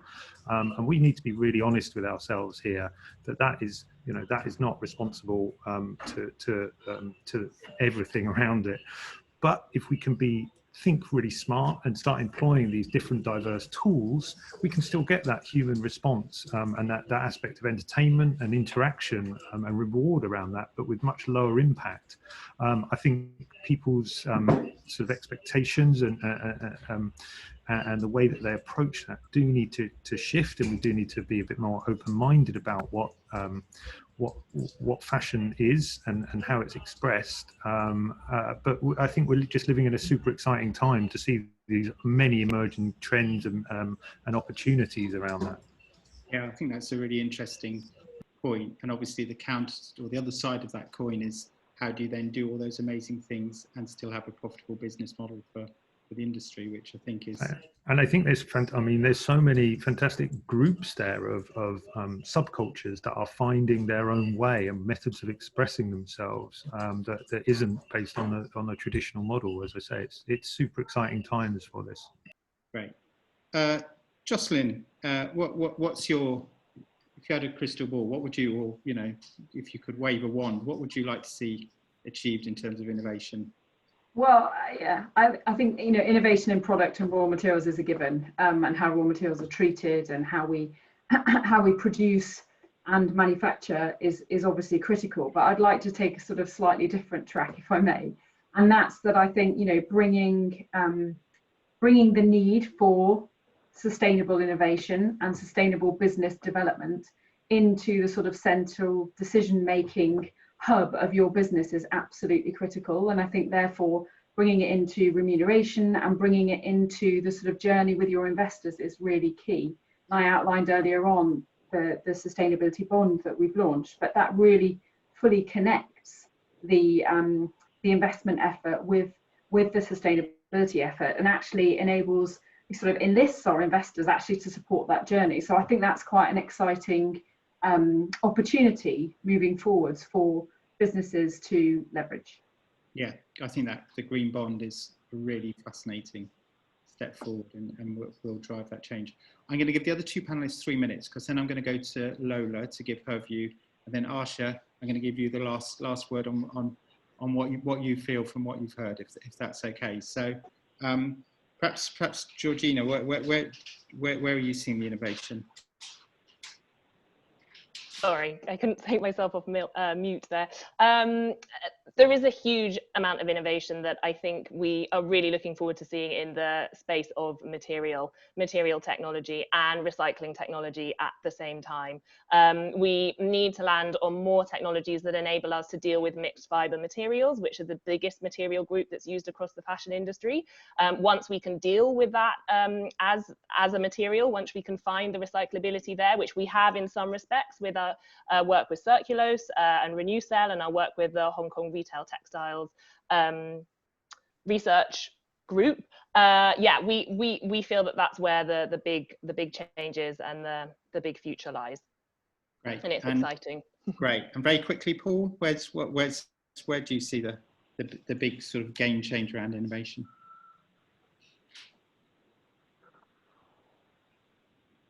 I think we've scared Paul away.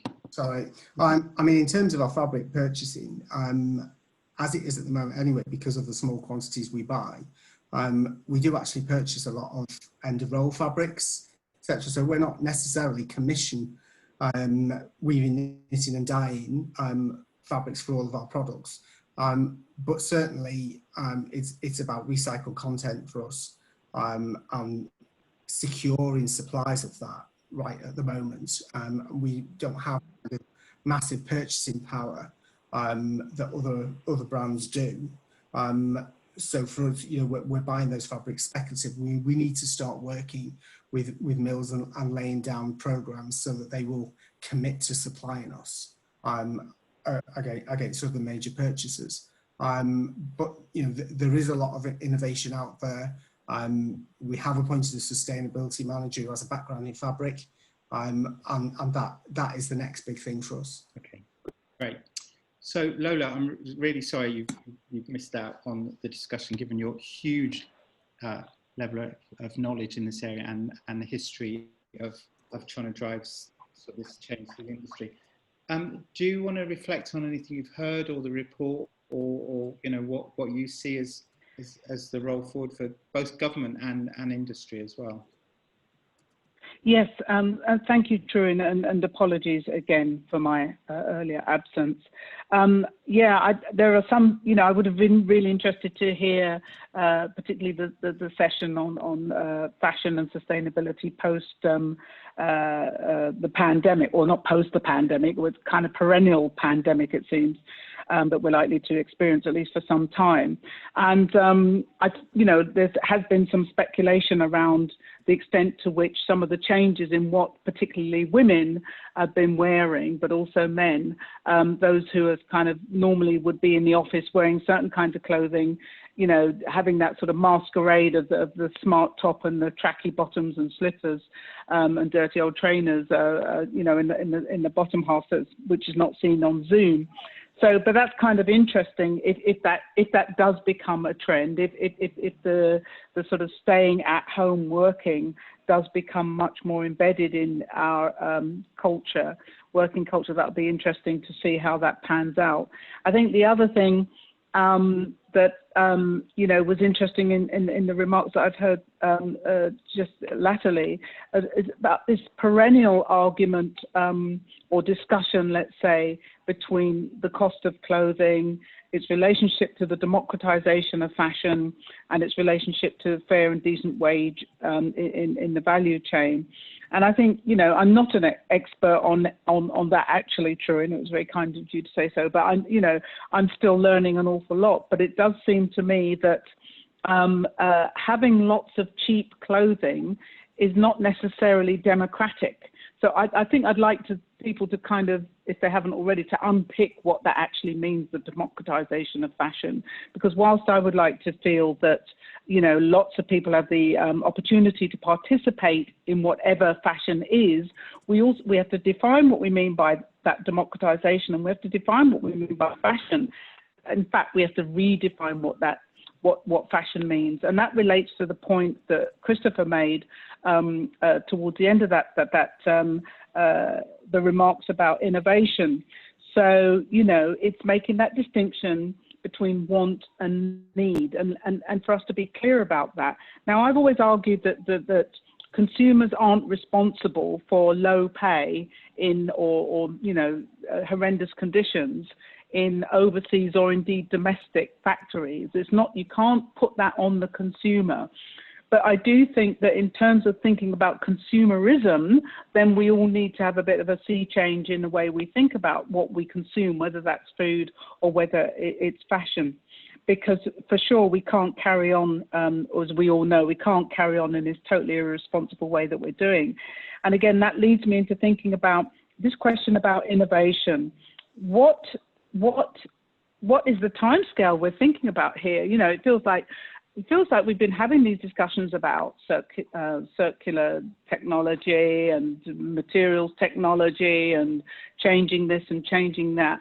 But fundamentally, businesses encouraged by government have not sought to radically change their business models, which seem to me to be at the heart of it. Because if you've got a system of, where you're making as much money as possible, being as financially profitable as possible in order to satisfy shareholders and investors and so on and so forth, is always going to produce this dilemma. And if we're talking about needing systemic change, that is an inherent criticism of the system. And if there's an inherent flaw or set of flaws within the system, then surely the system has to change. Otherwise, it's not, there will be no change, and certainly won't be fast enough. So without trying to sound a sort of note of doom and gloom to finish on, I wouldn't want to do that at all. Even though, time and time again, we face these breaches. All of the companies, fashion retailers and producers will say, yes, we have this system, that system in place in order to make sure, and we pay our workers. Everybody always says that, but somehow it ends up not being the case. Likewise around environmental sustainability. So, I mean, there's a really big set of questions here about, what is it that we really want to do and how fast are we prepared to go in doing that? And I think that although, as I've said earlier, I wouldn't want to say that the consumers are responsible, what I've said in the past is that stop thinking of ourselves as consumers, but as active citizens who need to be prompting not only the businesses, but government, and saying to government, you've got to help incentivize these system changes. And you've certainly got to do it yourselves in terms of public procurement. So, you know, penalties for those who don't comply, and obviously aren't even bothering to try and comply, but real incentives for those who are. And let fashion, sort of, as it were, the industry, come to the table in all of these big discussions and debates about what kinds of changes are really needed. I think I'll leave it at that. Brilliant. And you've had lots of positive comments on the chat, which you can't see. No, it's not doom and gloom. Thank you. It's reality. I'm conscious at 4 o'clock, but I'm also conscious I promised Asha a last few snippets of thoughts on everything you've heard. So Asha, we just hear from you, and then we'll wrap up. I just don't understand why we're still talking about this stuff when we all know that climate change has been coming for us for a very long amount of time. It just seems like we're having the same conversation with no actual action. I feel like Meryl Streep in, what's that movie, where she's like, why is nobody ready? That is how I feel. It feels like brands are telling us the same stuff with no action. I mean, these little things, they're piecemeal. Like, if you aren't thinking about how to change your business plan, then it actually just seems like you're telling me something to pacify me. And I'm not a baby. I don't need a pacifier. I need to live on a planet that's not actively burning us alive. And I also wanted to say some stuff in regards to the H&M stuff about garment pay. I think that there were some facts there that were a little massaged. Last year when I was in Copenhagen, your head of sustainability, Anna Getta, talked about how a big problem that happens within your supply chain is outsourcing, because you end up talking a factory down so low that they can't actually handle the orders. So then they outsource it to another factory. And once that happens, you don't know what those people are being paid at all. But I would say, once again, that's an issue with your volume. And if we are not talking about volume and consumption, then we are not being honest about the scale of this problem. To Misguided, I would say, the ways in which you push products is definitely a part of the problem. I have a 13-year-old niece, and she feels like she can't wear the same clothing again on social media once it's been seen. That is an issue because of social media pushing ideas that she needs a new outfit every time. So I would love to see you work on this within your business model and actually talking to your young consumers so they understand that they can wear their clothing again, that they don't need to make a purchase every week from Misguided. To Burberry, I would love to have a little bit more transparency about what is actually happening with the waste and the scale in which what we're dealing with. People want numbers. They want to see, where's it going? How's it being done? You know, I would love to see luxury brands actually donate waste fabrics to small designers who could really use them. I'd love to see more of that. To Raeburn, I would love to see you do more outreach to marginalized communities with your business. We all know that the fashion industry can seem quite exclusive, and the way it's been run, where, you know, only certain people can intern with certain brands, etc., that creates a class system where only certain people can participate in fashion. So to all the sustainable brands, I want to ask you, how are you actually giving back to communities and really reaching out to people that are marginalized but want to have opportunities to be a part of your business too? And that is where I finish. Right. Well, what a brilliant place to finish. I hope that was an interesting discussion for you on what is a very thorny issue, but a very important one to address what is such a crucial part of the UK economy. I think, you know, we need to get to a place where we create great new jobs and a great sustainable industry, and what is a very innovative and creative part of the UK economy.